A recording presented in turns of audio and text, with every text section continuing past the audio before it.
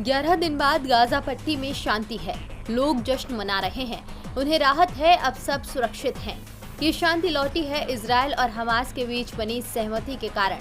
रमजान के दौरान 7 मई से शुरू हुई इस लड़ाई का अंत रमजान समाप्त होने के 7 दिन बाद भले ही हो गया हो, लेकिन फिर से लड़ाई शुरू नहीं होगी, ये दावे कोई भी करने को तैयार नहीं है। लड़ाई रोकने का दबाव इजरायल पर भी था और फिलिस्तीन पर भी। अमेरिका और यूरोप की ओर से इजरायल को साफ संकेत दिए जा रहे थे कि उसकी कार्रवाई जारी रहती है तो उसके समर्थक देश ज्यादा देर तक इजरायल के साथ खड़े नहीं रह सकेंगे। दूसरी ओर फिलिस्तीन के लोग भी शांति चाहते थे।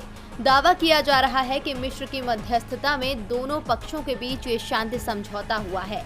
वैसे लड़ाई जल्दी समाप्त होने वाली है, इसके संकेत फिलिस्तीन की ओर से भी मिलने लगे थे। हमास की राजनीतिक शाखा के वरिष्ठ अधिकारी मूसा अबू मरजौक ने एक लेबनानी टीवी से कहा था कि मुझे लगता है कि संघर्ष विराम को लेकर चल रहे प्रयास सफल होंगे। मुझे उम्मीद है कि आपसी सहमति से 1-2 दिन में लड़ाई बंद करने के लिए समझौता कर सकते हैं। शुक्रवार से पहले हमें अच्छी खबर मिल जाएगी।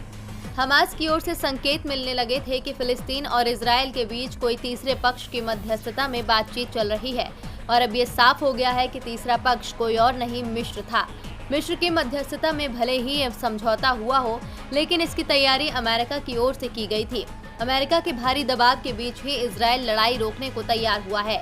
वैसे शुरुआत में इजरायल लड़ाई बंद करने के पक्ष में नहीं था। अमेरिका में इजरायली राजदूत गिलैड अर्दान ने कहा कि ये लड़ाई इजरायल और फिलिस्तीन के बीच नहीं है, बल्कि इजरायल और हमास के बीच है। इजरायल बीमारी से मुक्ति चाहता है, केवल मरहम पट्टी नहीं। लेकिन अब लड़ाई बंद करने का ऐलान भी इजरायल की ओर से ही सबसे पहले किया गया है। मिस्र की ओर से कहा गया है कि लड़ाई बंद हो चुकी है और शांति कायम हो गई है। लड़ाई बंद होने के बाद दोनों ही पक्षों ने अपनी अपनी जीत का दावा किया है। हमास की ओर से दावा किया गया है कि इजरायल के साथ स्वार्ड ऑफ यरूशलेम की लड़ाई में जीत हासिल हुई है। फिलिस्तीनी इस समझौते का सम्मान तब तक करेगा जब तक कि उसका कब्जा कायम है।